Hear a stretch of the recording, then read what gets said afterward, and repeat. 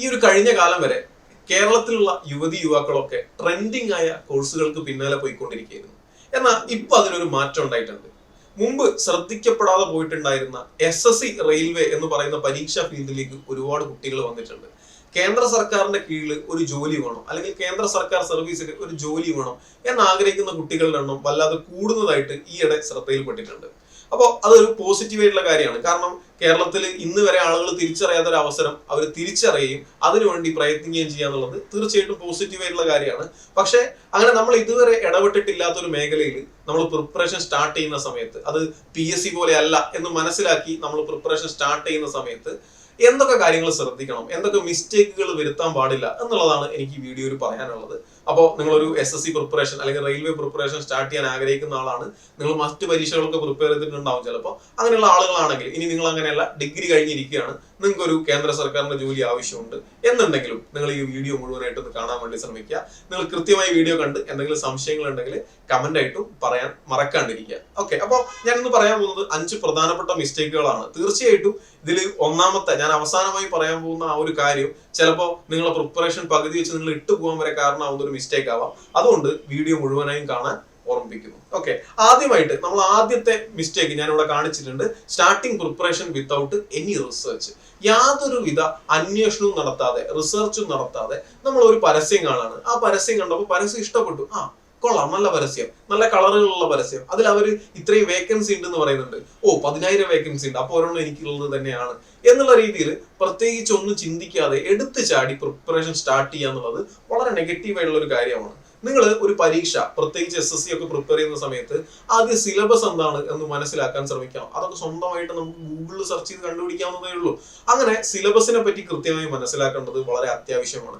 പിന്നെ പരീക്ഷയുടെ പാറ്റേൺ എന്താണ്, അവിടെ സമയത്തിന് എത്രത്തോളം പ്രാധാന്യമുണ്ട് എന്നുള്ള കാര്യം കൂടെ നിങ്ങൾ മനസ്സിലാക്കണം. അങ്ങനെയാകുമ്പോൾ നിങ്ങൾ പ്രിപ്പറേഷൻ സ്റ്റാർട്ട് ചെയ്യുന്ന സമയത്ത് ഏതൊക്കെ സ്ഥലത്ത് നിങ്ങൾ കൂടുതൽ ശ്രദ്ധിക്കണം എന്നുള്ളത് നിങ്ങൾക്ക് മനസ്സിലാക്കാൻ പറ്റും. അതുപോലെ തന്നെ നിങ്ങളെ വീക്ക് ഏരിയാസ് ഏതാണ് എന്ന് മനസ്സിലാക്കി തുടക്കത്തിലെ പ്രിപ്പറേഷൻ ആ രീതിയിലേക്ക് മാറ്റി കൊണ്ടുപോകാൻ വേണ്ടി കഴിയും. അതുകൊണ്ട് തന്നെ കൃത്യമായ അന്വേഷണം നടത്തി സിലബസിനെ പറ്റിയും പരീക്ഷാ പാറ്റേണിനെ പറ്റിയും കൃത്യമായി മനസ്സിലാക്കിയതിനു ശേഷം, അതുപോലെ തന്നെ മുമ്പ് പ്രിപ്പയർ ചെയ്തിട്ടുള്ള ആളുകളോട് ചോദിച്ചുകൊണ്ട് മാത്രം നിങ്ങൾ പ്രിപ്പറേഷൻ സ്റ്റാർട്ട് ചെയ്യുക. അവരുടെയും കുറെ അഡ്വൈസസ് ഉണ്ടാവും, അതിലെല്ലാം എടുക്കണം എന്നല്ല, എന്നാലും അവരുടെ അനുഭവങ്ങളും കൂടെ എടുത്തുകൊണ്ട് മാത്രം നിങ്ങൾ പ്രിപ്പറേഷൻ സ്റ്റാർട്ട് ചെയ്യുക. സ്റ്റാർട്ട് ചെയ്യുമ്പോൾ നിങ്ങൾക്ക് ഒരു കോച്ചിങ് സെന്ററിൽ പോയി നിങ്ങൾക്ക് ഒരു പ്രിപ്പറേഷൻ സ്റ്റാർട്ട് ചെയ്യാം, അല്ലെങ്കിൽ നിങ്ങൾക്ക് വീട്ടിലിരുന്ന് സെൽഫായിട്ട് പ്രിപ്പയർ ചെയ്യാം, ഓൺലൈൻ കോഴ്സുകൾ എടുത്ത് പ്രിപ്പയർ ചെയ്യാം. ഇതൊന്നും ഒരു പ്രശ്നമുള്ള കാര്യമല്ല. പക്ഷെ കൃത്യമായ അന്വേഷണം നടത്തിയതിനു ശേഷം മാത്രം ചെയ്യുക. കാരണം നമ്മൾ ഒരു കാരണവശാലും എന്ത് ചെയ്യാൻ പാടില്ല, റീഡയറക്റ്റഡ് ആയി പോകാൻ പാടില്ല എന്നുള്ളത് പ്രധാനപ്പെട്ടതാണ്. കാരണം നമുക്ക് അറിയില്ല, ആദ്യമായിട്ട് ഒരാൾ ഈ ഫീൽഡിലേക്ക് വരുമ്പോൾ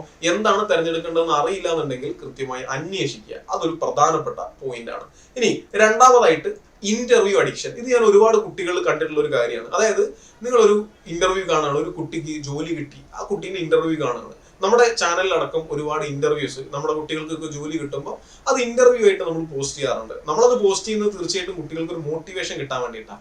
പക്ഷെ അതിനെ മറ്റൊരു രീതിയിൽ ചിന്തിക്കുന്ന കുട്ടികളുണ്ട്. അതായത് അവരുടെ പ്രിപ്പറേഷൻ സ്ട്രാറ്റജി പറയുമ്പോൾ ഈ സ്ട്രാറ്റജി കൊള്ളാം, അതുകൊണ്ട് ഞാൻ ഈ രീതിയിൽ പഠിക്കാം എന്ന് ചിന്തിക്കുന്ന ആളുകളുണ്ട്.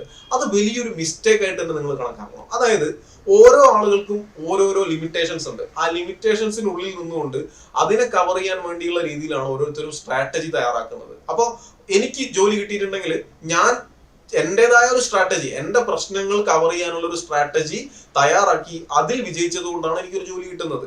അല്ലാതെ മറ്റൊരാള് അയാളുടെ സ്ട്രാറ്റജി പറയുമ്പോൾ അത് കോപ്പി ചെയ്തെടുത്തുകൊണ്ട് ആ രീതിയിൽ പഠിച്ചേക്കാം എന്ന് ചിന്തിച്ചു കഴിഞ്ഞാൽ അത് ചിലപ്പോൾ നിങ്ങൾക്ക് വളരെ നെഗറ്റീവായിട്ട് ബാധിക്കാം. ഇപ്പൊ ഉദാഹരണത്തിന് ഒരുപാട് ഉറക്കുളച്ച് പഠിക്കുന്ന ആളുകളുണ്ട്, ചിലർക്ക് അങ്ങനെ പഠിക്കേണ്ടതായിട്ട് വരില്ല. അപ്പോൾ ഞാൻ അങ്ങനെ ചെയ്യാത്തത് കൊണ്ടാണ് എനിക്ക് കിട്ടാത്തത് എന്നൊരിക്കലും ചിന്തിക്കാൻ പാടില്ല. നിങ്ങൾ പ്രിപ്പയർ ചെയ്യുന്ന സമയത്ത് നിങ്ങളതായിട്ടുള്ള സ്ട്രാറ്റജീസ് ആണ് ഉണ്ടാക്കേണ്ടത്. ഒരിക്കലും മറ്റുള്ളവരുടെ സ്ട്രാറ്റജീസ് കോപ്പി ചെയ്യാണ്ടിരിക്കാൻ ശ്രമിക്കുക.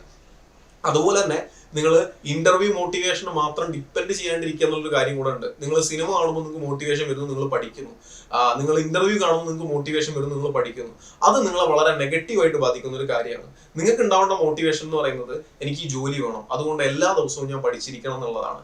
അല്ലാതെ എന്തെങ്കിലും ഒരു എക്സ്റ്റേണൽ ഫാക്ടറാണ് നിങ്ങൾക്ക് മോട്ടിവേഷൻ തരുന്നതുണ്ടെങ്കിൽ അത് എപ്പോൾ കട്ടാവുന്നോ അന്ന് മുതൽ നിങ്ങളെ പഠിത്തം അവസാനിക്കുന്നുള്ളതും കൃത്യമായി ഓർത്തുകൊള്ളണം. അതുകൊണ്ട് ഇന്റർവ്യൂസിനെ ഡിപ്പെൻഡ് ചെയ്യുന്ന ആ ഒരു മെത്തേഡ് ഒഴിവാക്കാൻ വേണ്ടി ശ്രമിക്കുക. ശ്രമിക്കുക. തുടക്കക്കാർ പ്രത്യേകിച്ച് ഇത് മനസ്സിലാക്കിക്കൊള്ളാം. ഇനി അടുത്തത് സീസണൽ ആസ്പിരന്റ് ആണ്. ഇതൊരു പ്രത്യേകതര രോഗമായിട്ട് തന്നെ നമുക്ക് കണക്കാക്കാൻ വേണ്ടി കഴിയും. അതായത് ഒരു പരീക്ഷയുടെ നോട്ടിഫിക്കേഷൻ വന്നു വന്നു കഴിഞ്ഞാൽ സാധാരണയായിട്ട് 2 മാസത്തിനുള്ളിൽ ഈ പരീക്ഷ നടക്കും. അപ്പൊ 2 മാസം കൊണ്ട് ഇത് പഠിക്കാം എന്ന് തീരുമാനിക്കുന്ന ആളുകളുണ്ട്. അവരാണ് സീസണൽ ആസ്പിരൻസ് എന്ന് പറയുന്നത്. ഇപ്പോൾ CGLന്റെ നോട്ടിഫിക്കേഷൻ ഈ കഴിഞ്ഞ ദിവസമാണ് ലാസ്റ്റ് ഡേറ്റ് വന്നിട്ടുണ്ടായിരുന്നത്.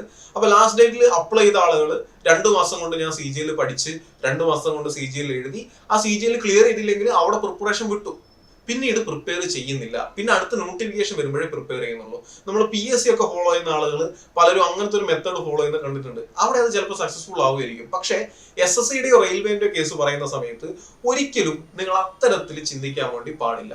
നിങ്ങൾ ഒരു പരീക്ഷയ്ക്ക് വേണ്ടി പഠിക്കാൻ പാടില്ല. ഇത് വളരെ പ്രധാനപ്പെട്ട കാര്യമാണ്. എല്ലാ ദിവസവും അല്ലെങ്കിൽ എല്ലാ സീസണിലും കൺസിസ്റ്റന്റ് ആയിട്ട് പഠിക്കാൻ നിങ്ങൾ തയ്യാറാവുമെങ്കിൽ മാത്രമേ നിങ്ങൾ ഇവിടെ നിന്ന് ഒരു ജോലി പ്രതീക്ഷിക്കാൻ പാടുള്ളൂ. ഇതൊരു യാഥാർത്ഥ്യമാണ്. അതായത് ഒരു പരീക്ഷ കഴിഞ്ഞാൽ പിന്നെ പഠിത്തം നിർത്തുക എന്നുള്ള സംവിധാനം ചെയ്യരുത്. കണ്ടിന്യൂസ് ആയിട്ട് പഠിക്കുക. പഠിക്കുന്ന കൂട്ടത്തിൽ ഒരു പരീക്ഷ വന്നു, ആ പരീക്ഷയിൽ നിങ്ങൾക്ക് ഇന്ന ഏരിയയിൽ നിന്ന് കൃത്യമായി ക്വസ്റ്റ്യൻസ് ചെയ്യാൻ പറ്റിയില്ല. അപ്പൊ അടുത്ത ദിവസം മുതൽ എന്ത് ചെയ്യണം? ആ ഏരിയനെ റെഡിയാക്കുന്ന രീതിയിലുള്ള പ്രിപ്പറേഷൻ നടത്തണം. അപ്പോഴായിരിക്കും അടുത്ത പരീക്ഷ വരിക. ആ പരീക്ഷയിൽ നിങ്ങൾക്ക് കുറച്ചും കൂടെ ബെറ്റർ ആയിട്ട് പെർഫോം ചെയ്യാൻ പറ്റും. പിന്നെ SSCയുടെയും റെയിൽവേന്റെ ഒരു ഗുണം എന്ന് പറയുന്നത് ഒരു വർഷത്തിൽ മുഴുവനും നിങ്ങൾക്ക് പരീക്ഷകൾ ഉണ്ടാവും. ഇപ്പം ജനുവരി, ഫെബ്രുവരി, മാർച്ച് സമയത്ത് GD എക്സാം നടക്കുന്നുണ്ടെങ്കിൽ സാധാരണയായിട്ട് ഈ ഏപ്രിൽ, മെയ് സമയത്തൊക്കെ ആയിട്ട് MTS പരീക്ഷകളൊക്കെയാണ് നടക്കാറുള്ളത്. ഇത്തവണ ചെറിയ മാറ്റങ്ങളുണ്ട്. ജൂൺ മാസത്തിന് ശേഷമാണ് എല്ലാ പരീക്ഷകളും നടക്കുന്നത്. അപ്പൊ ജൂൺ മുതൽ ഡിസംബർ വരെ ഒരുപാട് പരീക്ഷകൾ നടക്കുന്നുണ്ട്. ഈ ഏപ്രിൽ, മെയ് മാസത്തിൽ NTPC പരീക്ഷയായിരുന്നു നടന്നിരുന്നത്. എന്ന് പറഞ്ഞാൽ ഒരു വർഷം മുഴുവൻ നിങ്ങൾക്ക് പരീക്ഷയുണ്ട്. അപ്പൊ എല്ലാ പരീക്ഷകളെയും കോൺസെൻട്രേറ്റ് ചെയ്യുക. നിങ്ങൾക്ക് യോഗ്യതയുള്ള മുഴുവൻ പരീക്ഷകളെയും കോൺസെൻട്രേറ്റ് ചെയ്യുക. നിങ്ങൾ ആഗ്രഹിക്കുന്ന ചിലപ്പോൾ CGL ആയിരിക്കും, എന്നാൽ പോലും എല്ലാ പരീക്ഷകളെയും കോൺസെൻട്രേറ്റ് ചെയ്തിട്ട് പഠിക്കാൻ വേണ്ടി ശ്രമിക്കുക. CGL വേണ്ടി പഠിക്കുക, പക്ഷെ എല്ലാ പരീക്ഷകളും എഴുതുക. ആ പരീക്ഷകളിൽ നിങ്ങൾ എവിടെയാണോ പിന്നിൽ പോകുന്നത് അത് കവർ ചെയ്യുന്ന രീതിയിലുള്ള പ്രിപ്പറേഷൻ നടത്തുക. ഇങ്ങനെ ചെയ്തില്ല എന്നുണ്ടെങ്കിൽ നിങ്ങൾക്ക് ചിലപ്പോൾ നിങ്ങൾ 3 വർഷം ഈ ഒരു ഫീൽഡിൽ നിൽക്കുകയായിരിക്കും, പക്ഷെ നിങ്ങൾക്ക് ഒരു എക്സാം ക്ലിയർ ചെയ്യാൻ കഴിഞ്ഞെന്ന് വരില്ല. ഇത് പറയുന്ന ഒരുപാട് കുട്ടികളെ ഞാൻ ശ്രദ്ധിച്ചിട്ടുണ്ട്. അതായത് ഞാൻ 5 വർഷം 4 വർഷമായി അല്ലെങ്കിൽ 3 വർഷമായി ഞാൻ ഇവിടെ പ്രിപ്പയർ ചെയ്യുന്നു, എനിക്ക് പക്ഷെ ഇതുവരെ ജോലി കിട്ടിയിട്ടില്ല. അതിന്റെ കാരണം എന്ന് പറയുന്നത് ഇതാണ്, സീസണൽ ആസ്പിരന്റ് ആണ്, വല്ലപ്പോഴും വന്ന് പഠിച്ചിട്ട് പോകും. അതുകൊണ്ട് നിങ്ങൾക്ക് ഒരു ഗുണം ഉണ്ടാവുന്നില്ല എന്നുള്ളതും മനസ്സിലാക്കുക. ഇത് വളരെ പ്രധാനപ്പെട്ടതായതുകൊണ്ടാണ് ഞാൻ അത്രയും സമയം എടുത്ത് തന്നെ പറഞ്ഞത്. ഇനി അടുത്തതാണ് ബീയിങ് ഇൻകൺസിസ്റ്റന്റ് ആൻഡ് ഇംപേഷ്യന്റ്. ഇത് ഞാൻ പറഞ്ഞു തരാൻ ഉദ്ദേശിക്കുന്ന ഒരു ഉദാഹരണം രീതിയിലാണ്. അതായത് നമ്മൾ ഇംപേഷ്യന്റ് ആണ്, കൂടുതൽ ആളുകൾ ഇംപേഷ്യന്റ് ആണ്. എനിക്ക് നാളെ തന്നെ ജോലി കിട്ടണം എന്നുള്ളൊരു മൈൻഡ് സെറ്റോടെ ഇരിക്കുന്ന ആളുകളാണ്. അത് നമ്മൾ ഇന്നത്തെ ജീവിത ശൈലിന്റെ ഒക്കെ പ്രശ്നമാണ്. സ്റ്റിൽ നമുക്ക് അതിനെ ഓവർകം ചെയ്യാൻ പറ്റും. എങ്ങനെയാണെന്നുള്ളത് ഞാൻ പറയാം. അപ്പൊ നിങ്ങൾ ആലോചിക്കേണ്ടത് ഇങ്ങനെയാണ്. ഞാനൊരു ഉദാഹരണം, ഒരു പിക്ചർ റെപ്രസെന്റേഷൻ വെച്ച് കാണിച്ചു തരാം. നിങ്ങളോട് ഒരാൾ പറയാണ്, ഇവിടെ ഒരു മലയുണ്ട്, ആ മല നിങ്ങൾ അടുത്ത ദിവസം എടുത്ത് ഇപ്പുറത്തേക്ക് വെക്കണം എന്ന് പറഞ്ഞു. അല്ലെങ്കിൽ നിങ്ങൾ എത്ര ദിവസം എടുത്താലും കുഴപ്പമില്ല, മല എടുത്ത് ഇപ്പുറത്തേക്ക് വെക്കണം എന്ന് പറഞ്ഞു. ആദ്യം നമ്മളത് കേൾക്കുമ്പോൾ നമുക്ക് വലിയൊരു റിവാർഡും കിട്ടും. ഈ മല എടുത്ത് വെച്ച് കഴിഞ്ഞാൽ വലിയൊരു റിവാർഡും കിട്ടും. അപ്പൊ നമ്മളത് കേൾക്കുമ്പോൾ എന്താ ചിന്തിക്കുക? ഓക്കെ, ഇപ്പൊ തന്നെ മല എടുത്ത് തുടങ്ങാം. എന്നിട്ട് നമ്മൾ മലേന്റെ ചോട്ടിൽ പോയിട്ട് അവിടെ നിന്ന് മണ്ണ് മാന്താൻ തുടങ്ങും. അങ്ങനെ മണ്ണ് മാന്തി നമ്മൾ ഇപ്പുറത്ത് കൊണ്ടുപോയിടും. അങ്ങനെ കൊണ്ടുപോയിട്ട് 2 ദിവസം കഴിയുമ്പോൾ നിങ്ങൾ കമ്പയർ ചെയ്യും, മല ഇത്രയും വലുതാണ്, പക്ഷെ എനിക്ക് എന്ത് ചെയ്യാനേ പറ്റിയിട്ടുള്ളൂ? വളരെ കുറച്ച് മണ്ണ് മാത്രമേ ഇങ്ങോട്ട് മാറ്റിയിടാൻ പറ്റിയിട്ടുള്ളൂ. അതായത് എന്റെ എത്ര എഫേർട്ട് ഇട്ടാലും ഈ മലേനെ എനിക്ക് മാറ്റി വെക്കാൻ പറ്റുമെന്ന് തോന്നുന്നില്ല എന്നുള്ളൊരു തോന്നൽ വരും.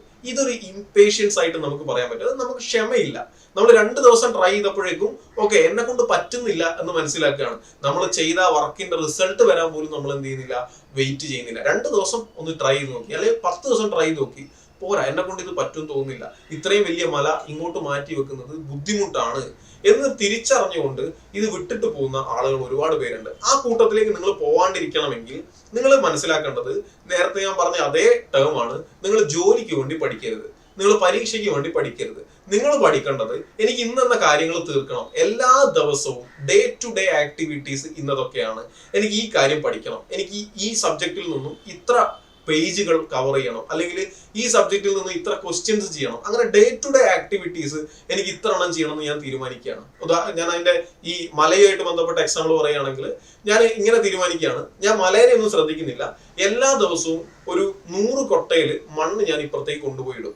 അതിന്റെ റിസൾട്ട് എന്താണെന്നുള്ളതിനെ പറ്റി ഞാൻ ചിന്തിക്കുന്ന പോലുമില്ല. എന്റെ ലക്ഷ്യം എന്ന് പറഞ്ഞാൽ എല്ലാ ദിവസവും 100 കൊട്ട മണ്ണ് കൊണ്ടുപോയിടുക എന്നുള്ളതാണ്. അങ്ങനെ കുറെ ദിവസം 100 കൊട്ട മണ്ണ് കൊണ്ടുപോയിട്ടുണ്ടെങ്കിൽ എന്താ സംഭവിക്കുക? നമ്മൾ പോലും അറിയാതെ ആ മല ഓട്ടോമാറ്റിക് ആയിട്ട് ഇപ്പുറത്തേക്ക് ഷിഫ്റ്റ് ആവും. നമ്മളെ ലക്ഷ്യം എന്തായിരുന്നു? എല്ലാ ദിവസവും 100 കൊട്ട മണ്ണ് കൊണ്ടുപോയിടുക എന്നുള്ളത്. ഇതേ ഐഡിയ നിങ്ങൾ SSCയിലെ പ്രിപ്പറേഷൻ ഉപയോഗിക്കണം. എല്ലാ ദിവസവും കുറച്ച് കുറച്ച് കാര്യങ്ങൾ ചെയ്യുക എന്നുള്ളതായിരിക്കണം നിങ്ങളുടെ ലക്ഷ്യം. അല്ലാതെ ഞാൻ ഇത് പഠിച്ചു കഴിഞ്ഞാൽ എനിക്ക് അടുത്ത ദിവസം ജോലി കിട്ടും, അല്ലെങ്കിൽ എന്തുകൊണ്ട് ജോലി കിട്ടുന്നില്ല, ഇനി ഇത്രയും പഠിച്ചാലേ ജോലി കിട്ടുള്ളൂ എന്നുള്ള ചിന്താഗതി നമ്മൾ മാറ്റണം. നമ്മൾ കൺസിസ്റ്റന്റ് ആവാൻ ശ്രമിക്കുക. എല്ലാ ദിവസവും കൃത്യമായി ചെയ്യുന്ന കാര്യങ്ങൾ കൃത്യമായി ചെയ്തു പോവുക. കൊടുക്കുന്ന സമയം, ഇപ്പൊ നിങ്ങൾ ഒരു ദിവസം 4 മണിക്കൂറാണ് കൊടുക്കുന്നുണ്ടെങ്കിൽ എല്ലാ ദിവസവും 4 മണിക്കൂർ കൊടുത്തുകൊണ്ട് വർക്ക് ചെയ്യാൻ വേണ്ടി ശ്രമിക്കുക. അപ്പൊ അങ്ങനെ നിങ്ങൾ കൺസിസ്റ്റന്റ് ആവുമ്പോൾ നിങ്ങൾക്ക് ഓട്ടോമാറ്റിക് ആയിട്ട് പേഷ്യൻസും വന്നോളും. അങ്ങനെ നിങ്ങൾക്ക് ഏറ്റവും സമാധാനമായിട്ട് നല്ല മെന്റൽ ഹെൽത്തോടെ തന്നെ പ്രിപ്പറേഷൻ മുന്നോട്ട് കൊണ്ടുപോകാൻ പറ്റും. ഇത് മാനേജ് ചെയ്യാൻ പറ്റാത്ത കുട്ടികൾക്കാണ് മെന്റലി ഈ ഒരു പ്രിപ്പറേഷൻ സ്റ്റേജിൽ ഭയങ്കര ബുദ്ധിമുട്ട് വരുന്നത്, ഭയങ്കര സ്ട്രെസ് വരുന്നത്. അത് ഒഴിവാക്കാനുള്ള ഒരു മാർഗം എന്ന് പറയുന്നത് ഞാനിപ്പോ പറഞ്ഞതുപോലെ എല്ലാ ദിവസവും കൃത്യമായി പ്രിപ്പയർ ചെയ്യുക എന്നുള്ളതാണ്. അപ്പൊ ഇത് എല്ലാവരും നോട്ട് ചെയ്ത് വെച്ചോളാം. ഓക്കെ, അപ്പൊ വീഡിയോന്റെ ഇടയിൽ ചെറിയൊരു പ്രൊമോഷൻ ആണ്. നിലവില് SSCയുടെ MTS അതുപോലെ തന്നെ SSCയുടെ CGL പരീക്ഷകൾക്കാണ് നോട്ടിഫിക്കേഷൻ വന്നിട്ടുള്ളത്. CGL പരീക്ഷയുടെ അപ്ലിക്കേഷൻ ഇപ്പൊ കഴിഞ്ഞിട്ടുണ്ട്. അപ്പോൾ ഇതുമായി ബന്ധപ്പെട്ടുള്ള ഓൺലൈൻ കോഴ്സുകൾ നമ്മളിപ്പം നിലവിൽ ചെയ്തുകൊണ്ടിരിക്കുന്നുണ്ട്. കണ്ടന്റ് വൈസ് ഇപ്പൊ നിലവിലുള്ള ഏറ്റവും ബെസ്റ്റ് കോഴ്സ് ആണെന്ന് തന്നെ നമുക്ക് പറയാൻ വേണ്ടി കഴിയും. നിങ്ങൾ നമ്മളെ കുട്ടികളുടെ ഫീഡ്ബാക്സ് ഒക്കെ ചോദിച്ചു മനസ്സിലാക്കിയതിന് ശേഷം മാത്രം ഈ കോഴ്സിനെ പറ്റി ചിന്തിക്കുക. MTSന്റെ കോഴ്സിന്റെ ഒരു ഗുണം എന്ന് പറഞ്ഞാൽ, ഗുണമല്ല, ഒരു ചിലർക്ക് വരുന്ന ഒരു പോസിറ്റീവ് സൈഡ് എന്ന് പറഞ്ഞാൽ മാത്സ് അത്രത്തോളം പ്രധാനപ്പെട്ടതല്ല. അതുകൊണ്ട് തന്നെ മാത്സിൽ കുറച്ച് വീക്ക് ആണെങ്കിൽ പോലും നമുക്ക് ആ ഒരു പരീക്ഷ കുറച്ച് കോൺസെൻട്രേറ്റ് ചെയ്ത് കഴിഞ്ഞാൽ കിട്ടും എന്നുള്ളൊരു കാര്യമുണ്ട്. അത് ഓർക്കുക. ഇനി അതുപോലെ തന്നെ യൂണിഫോം പോസ്റ്റ് ആഗ്രഹിക്കുന്ന ആളുകൾക്ക് വേണ്ടിയിട്ട് ഈ 6 മാസം 7 മാസത്തിനുള്ളിൽ അടുത്തായിട്ട് വരാനിരിക്കുന്ന പരീക്ഷയാണ് SSC GD എക്സാം. അപ്പൊ ഈ ഒരു പരീക്ഷയ്ക്കും കൂടെ നിങ്ങൾ കൃത്യമായി ശ്രമിക്കുക. അതിന് ശ്രമിക്കുന്ന ആളുകളുണ്ടെങ്കിൽ കുറച്ച് നേരത്തെ സ്റ്റാർട്ട് ചെയ്തോളാം. കുറച്ച് നേരത്തെ തുടങ്ങിയിട്ടുണ്ടെങ്കിൽ നമുക്ക് എളുപ്പത്തിൽ ഈ ഒരു പരീക്ഷ ക്ലിയർ ചെയ്യാൻ വേണ്ടി കഴിയും.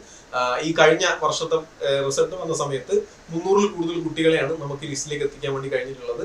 അതിന് മുന്നത്തെ വർഷവും അത്രയും ആളുകളെ തന്നെ എത്തിക്കാൻ വേണ്ടി കഴിഞ്ഞിട്ടുണ്ട്. അതുകൊണ്ട് നേരത്തെ പ്രിപ്പറേഷൻ ആഗ്രഹിക്കുന്ന ആളുകൾ ഉണ്ടെങ്കിൽ തീർച്ചയായിട്ടും ഈ ഒരു കോഴ്സുകൾ എടുക്കാൻ വേണ്ടി നിങ്ങൾ ശ്രമിക്കുക. ഓക്കെ, നമുക്ക് നമ്മളെ വീഡിയോയിലേക്ക് തിരിച്ചു വരാം. നമ്മളെ വീഡിയോയിൽ ഏറ്റവും അവസാനമായിട്ട് എനിക്ക് പറയാനുള്ളത്, എന്നാൽ ഏറ്റവും പ്രധാനമായിട്ട് എനിക്ക് പറയാനുള്ളത്, സീരിയസ് ആയി പ്രിപ്പയർ ചെയ്യുന്ന എല്ലാ ആളുകളോടും എനിക്ക് പറയാനുള്ളത്, നിങ്ങൾ യൂട്യൂബ് ഫോളോ ചെയ്യുമ്പോൾ കൃത്യമായി ശ്രദ്ധിക്കണം എന്നുള്ളതാണ്. യൂട്യൂബിൽ നിങ്ങൾ വീഡിയോസ് ഒരുപാട് ആളുകളുണ്ട്. യൂട്യൂബിൽ വീഡിയോസ് കണ്ടു പഠിച്ച് ജോലി വാങ്ങിയിട്ടുള്ള ഒരുപാട് ആളുകളുണ്ട്. ഒരുപാട് ആളുകൾ എനിക്ക് പേഴ്സണലി അറിയാവുന്നവരുണ്ട്.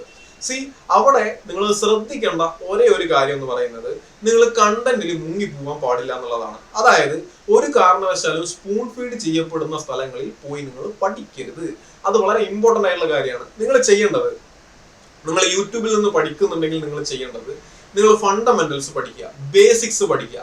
അതിനുശേഷം ക്വസ്റ്റ്യൻസ് വർക്ക്ഔട്ട് ചെയ്യുക. ഉദാഹരണം, ഞാൻ പ്രത്യേകിച്ച് മാത്സിന്റെ കാര്യമാണ് പറയുന്നത്. നിങ്ങൾ മാത്സ് പഠിക്കുന്ന സമയത്ത് നിങ്ങൾക്ക് ഇപ്പോൾ പേഴ്സൻറ്റേജ് എന്ന് പറയുന്ന ഒരു ടോപ്പിക്, ഈ പേഴ്സൻറ്റേജ് എന്ന് പറയുന്ന ടോപ്പിക് പഠിക്കാൻ നിങ്ങൾക്ക് അതിന്റെ ഫണ്ടമെന്റൽസ് ഫണ്ടമെന്റൽസുമായി ബന്ധപ്പെട്ട ഒരു ക്ലാസ് നിങ്ങൾക്ക് കാണാവുന്നതാണ്. അത് കണ്ടതിന് ശേഷം ഒരുപാട് ക്വസ്റ്റ്യൻസ് എടുത്ത് വെച്ച് ചെയ്തു നോക്കുക. നിങ്ങളെ കൊണ്ട് സ്വന്തമായി ചെയ്യാൻ കഴിയുന്നുണ്ടോ? ഈ പറയുന്ന നമുക്ക് കിട്ടിയിട്ടുള്ള കൺസെപ്റ്റുകൾ വെച്ചിട്ട് സ്വന്തമായി ക്വസ്റ്റ്യൻസ് പ്രാക്ടീസ് ചെയ്യാൻ വേണ്ടി പറ്റുന്നുണ്ടോ, സോൾവ് ചെയ്യാൻ വേണ്ടി പറ്റുന്നുണ്ടോ എന്നുള്ളതാണ് നമ്മൾ ട്രൈ ചെയ്യേണ്ടത്. എന്നാൽ യൂട്യൂബിലേക്ക് നിങ്ങൾ കയറി കഴിഞ്ഞ് പേഴ്സൻറ്റേജ് എന്ന് സെർച്ച് ചെയ്താൽ നിങ്ങൾക്ക് 30 മണിക്കൂർ 40 മണിക്കൂറൊക്കെ ഉള്ള ഒരുപാട് ക്ലാസ്സുകൾ കാണാൻ പറ്റും. അത് കാണുന്നതുകൊണ്ട് എന്തെങ്കിലും കുഴപ്പമുണ്ടോ? ഏറ്റവും പ്രധാനപ്പെട്ട കുഴപ്പം എന്ന് പറയുന്നത് 40 മണിക്കൂർ എന്ന് പറയുന്ന സമയമാണ്. അതായത് 20-22 ടോപ്പിക്കുകൾ നമുക്ക് മാത്സിലുണ്ട്. ഇതുപോലെ തന്നെ എല്ലാ സബ്ജക്റ്റിലും ഉണ്ട്. അപ്പൊ ഓരോ ടോപ്പിക്കിനും 40 മണിക്കൂറൊക്കെ വെച്ച് നമ്മൾ ക്ലാസ്സുകൾ കാണുക എന്ന് പറയുന്നത് നമ്മളെ ഹെൽത്തിനും അതുപോലെ തന്നെ നമ്മളെ മെന്റൽ സ്റ്റേറ്റിനെയും നെഗറ്റീവായിട്ട് ബാധിക്കും. അതായത് ഇത് തീരില്ല. ഇത് നിങ്ങൾ എത്ര കണ്ടാലും തീരാതെ വരും. അതുപോലെ തന്നെ അവിടെ നടക്കുന്ന കാര്യം കണ്ടന്റ് ഫ്ലഡിങ് ആണ്. അതായത് നമുക്ക് ആവശ്യമുള്ളതും അനാവശ്യമായിട്ടുള്ള ഒരുപാട് കണ്ടന്റുകൾ അവിടെ ഇങ്ങനെ വന്നുകൊണ്ടിരിക്കും. ഓരോ ടീച്ചേഴ്സും അവർ മികച്ചതാണെന്ന് കാണിക്കാൻ വേണ്ടിയിട്ടാണ് ഒരുപാട് കണ്ടന്റുകൾ ഈ യൂട്യൂബിൽ ഇടുന്നത്. പക്ഷേ അത് ഉണ്ടാക്കുന്ന ഒരു നെഗറ്റീവ് എന്ന് പറയുന്നത്, ഒരു കുട്ടിക്ക് സ്വന്തമായി ഡെവലപ്പായി വരേണ്ട ഒരുപാട് കൺസെപ്റ്റുകളുണ്ട്. ആ കൺസെപ്റ്റുകളൊന്നും അയാൾക്ക് സ്വന്തമായി ഡെവലപ്പായി വരില്ല എന്ന് മാത്രമല്ല, നല്ലപോലെ സ്പൂൺ ഫീഡിങ് നടക്കും. ഇത് തീരാതെ ഇരിക്കും. നമ്മളിത് പഠിച്ചാലും തീരാതെ ഇരിക്കും. പേഴ്സൻറ്റേജ് നിങ്ങൾ എത്ര വർഷം പഠിച്ചാലും തീരാത്ത അവസ്ഥയിലേക്ക് എത്തുന്ന ഒരു സാഹചര്യം ഉണ്ടാവും. അതുകൊണ്ട് നിങ്ങൾ ചെയ്യേണ്ടത് ഏറ്റവും ബേസിക് ആയിട്ടുള്ള കണ്ടന്റ് നിങ്ങൾ പഠിക്കുക. അതിനുശേഷം സ്വന്തമായി പ്രിപ്പയർ ചെയ്യുക എന്നുള്ളതാണ്. ഇത് തീരില്ല, ഇത് എന്നെ കൊണ്ട് പറ്റില്ല എന്നൊരു തോന്നൽ വരും നിങ്ങൾ ഇങ്ങനെ വലിയ വീഡിയോസ് അല്ലെങ്കിൽ വലിയ ലെക്ചേഴ്സ് ഫോളോ ചെയ്യാൻ തുടങ്ങിക്കഴിഞ്ഞാൽ. ഇനി നിങ്ങൾക്ക് ഫോളോ ചെയ്യാം. എപ്പോഴാണെന്ന് അറിയാമോ? നിങ്ങൾ പ്രിപ്പയർ ചെയ്തു, നിങ്ങൾ ഫണ്ടമെന്റൽസ് പഠിച്ചു, നിങ്ങൾ ക്വസ്റ്റ്യൻ ഒക്കെ കൃത്യമായി പ്രാക്ടീസ് ചെയ്തു. അത് കഴിഞ്ഞ് ഒരു ഹയർ ലെവൽ സെറ്റ് ക്വസ്റ്റ്യൻസ് ചെയ്യുന്ന സമയത്ത് നിങ്ങൾക്ക് എവിടെയെങ്കിലുമൊക്കെ സ്റ്റക്ക് ആവുന്നു. അപ്പൊ ആ ക്വസ്റ്റ്യൻസിന്റെ സൊല്യൂഷൻസിന് വേണ്ടി മാത്രം ഇത്തരം ടീച്ചേഴ്സിനെ നിങ്ങൾക്ക് ഫോളോ ചെയ്യാൻ പറ്റും. ഞാൻ അടക്കമുള്ള ആളുകൾ ഈ യൂട്യൂബിൽ ഇത്തരത്തിലുള്ള വീഡിയോസ് ഇട്ടുകൊണ്ട് തന്നെയാണ് മുന്നോട്ട് പോയിക്കൊണ്ടിരിക്കുന്നത്. അപ്പോൾ അതിലുള്ള ഒരാൾ പറയുമ്പോൾ നിങ്ങൾ അത് കൃത്യമായി മനസ്സിലാക്കണം. നിങ്ങൾ സ്വന്തമായി പ്രിപ്പയർ ചെയ്ത് നിങ്ങൾക്ക് സ്വന്തമായിട്ട് ക്വസ്റ്റ്യൻ സോൾവ് ചെയ്യാനുള്ള എബിലിറ്റി ഉണ്ടാവുന്ന സമയത്തെ നിങ്ങൾക്ക് ഒരു ജോലി കിട്ടുള്ളൂ. അതുവരെ നിങ്ങൾ പ്രിപ്പറേഷൻ പ്രാക്ടീസ് കൃത്യമായി മുന്നോട്ട് കൊണ്ടുപോകേണ്ടതായിട്ടുണ്ട്. അതിൽ ഒരു മുടക്കം വരുത്താണ്ടിരിക്കുക. അപ്പോൾ വീഡിയോസ് കാണുന്നത് തെറ്റൊന്നുമല്ല, തെറ്റാണെന്നല്ല ഞാൻ പറഞ്ഞത്. ഞാൻ പറഞ്ഞതിന്റെ ഒരു പോയിന്റ് നിങ്ങൾ മനസ്സിലാക്കേണ്ടത് ഇത്ര മാത്രമാണ്. ഒരിക്കലും സ്പൂൺ ഫീഡിങ്ങിൽ പെട്ടുപോകാണ്ടിരിക്കുക. സ്വന്തമായി ക്വസ്റ്റ്യൻസ് ചെയ്യാനുള്ള, സ്വന്തമായി പഠിക്കാനുള്ള, സ്വന്തമായി ഓർത്തു വെക്കാനുള്ള സ്കില്ല് നിങ്ങൾക്ക് ഡെവലപ്പ് ചെയ്യാൻ കഴിയണം. ഓക്കെ, അപ്പൊ ഇത്രയാണ് ഈ ഒരു വീഡിയോയിൽ എനിക്ക് പറയാനുള്ളത്. എന്തെങ്കിലും സംശയങ്ങൾ ഉണ്ടെങ്കിൽ തീർച്ചയായിട്ടും കമന്റിൽ പറയാൻ വേണ്ടി ശ്രമിക്കുക. മറ്റൊരു വീഡിയോ ആയിട്ട് മറ്റൊരു ദിവസം കാണാം. എല്ലാവർക്കും all the best and happy learning.